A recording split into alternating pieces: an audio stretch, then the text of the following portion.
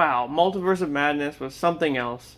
They weren't kidding when they called it a horror movie. It was creepy, and Sam Raimi definitely delivered for sure. So let's get into it. The film opens up with Doctor Strange, well, Defender Strange, and America Chavez running from a demon in a weird dimension. They're attempting to grab a glowing book from a pillar. Despite his efforts, Defender Strange gets killed, and due to fear, America accidentally opens up a portal to a different dimension and goes into it. I guess her power only works when she's scared and she doesn't know how to control it yet. And then she ends up in our current MCU universe during Christine Palmer's wedding. No, she's not getting married to Doctor Strange.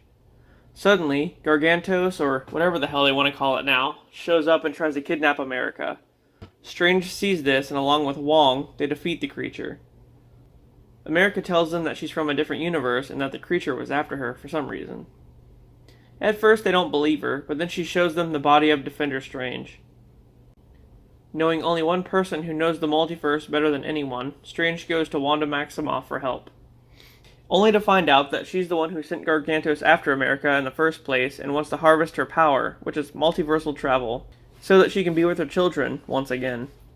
At this point, the Darkhold, which is the Book of Evil Spells that you saw at the end of WandaVision, has taken over Wanda pretty badly. Knowing that Wanda will stop at nothing to get to them, Strange hides America at Kamar-Taj, which is protected by a bunch of different people. But it doesn't go so well because Wanda shows up and pretty much kills everyone, leaving Strange and America to travel across the multiverse to escape her. They end up in a universe where Strange apparently died defeating Thanos.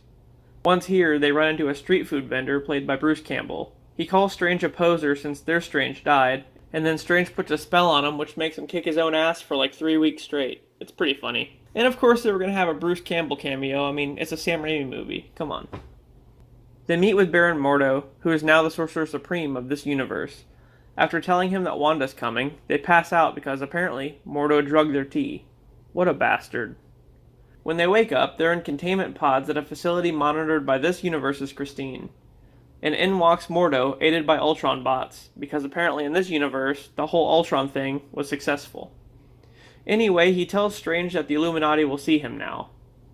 If you don't know, in the comics, the Illuminati is a secret society comprised of superheroes who come together as a council for the greater good of the multiverse. Back in the main universe, Wanda has Wong hostage. She's using the Darkhold to dreamwalk, which is a process when you subconsciously take over the body of yourself from another universe. In this case, she took over a Wanda that actually has kids, which just so happens to be in the same universe as the Illuminati. Suddenly, a lone survivor of Kamar-Taj pops up and destroys the Darkhold, and gets obliterated in the process. Wanda forces Wong to take her to the place the Darkhold was written. Some place out in the middle of nowhere in some frozen tundra. It looks like ancient ruins, but apparently it was designed as a place of worship for the Scarlet Witch. Once they get there, they're confronted by like these demonic orc-looking things, but it turns out they're there to worship her as well. So she begins to dreamwalk and gets back into the other Wanda's body. Anyway, Strange is taken to a chamber where he meets Black Bolt, Captain Carter, Captain Marvel, which is Maria Rambeau, Reed Richards, and Professor X. Xavier mentions that most Doctor Strange variants cause a lot of fuckery, and they don't trust this one. And then he reveals that their Doctor Strange didn't die fighting Thanos, but he was put down by Black Bolt for misusing the Darkhold, causing an incursion, which is the colliding of two universes. And then shortly after, Wanda shows up and wrecks the entire Illuminati. Black Bolt has the ability to kill you with the sound of his voice, so she removes his mouth, and when he goes to talk, he blows his brains out. She then turns Reed Richards into spaghetti, like literally. She cuts Captain Carter in half with her own shield, and then drops a statue on Captain Marvel. And that's all within the span of like 5 minutes. Professor X tries to stop her with telepathy, but she just pops up behind him and breaks his neck. So much for that alleged telepathic fight they were supposed to have. Oh yeah, and if you're wondering, there's no Tom Cruise at all, no superior Iron Man. Meanwhile, Strange calls out Mordo for wanting Strange to die so that he can become Sorcerer Supreme like he's always wanted, and they fight as well.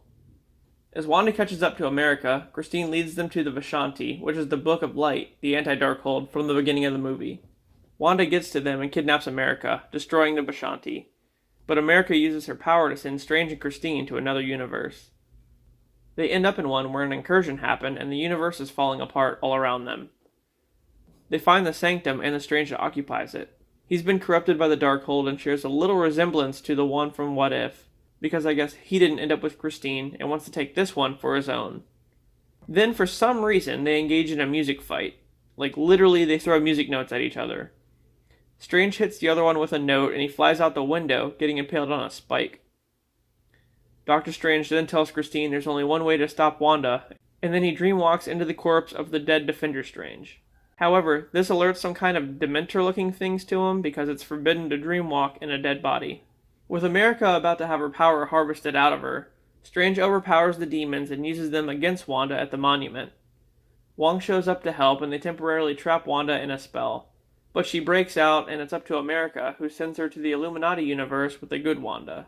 Once there, Billy and Tommy, her two children, freak out at her presence and want nothing to do with her.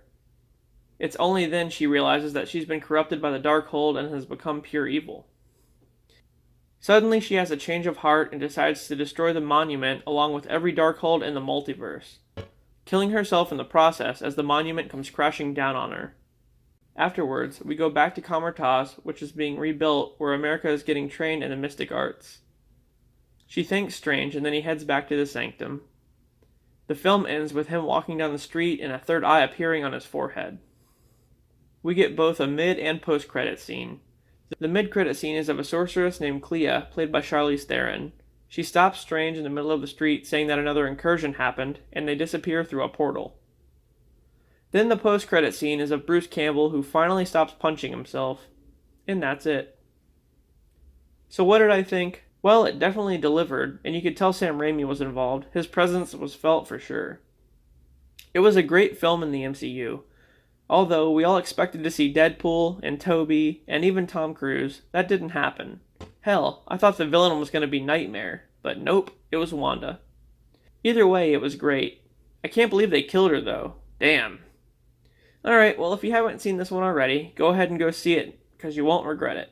And I'll see you guys next time.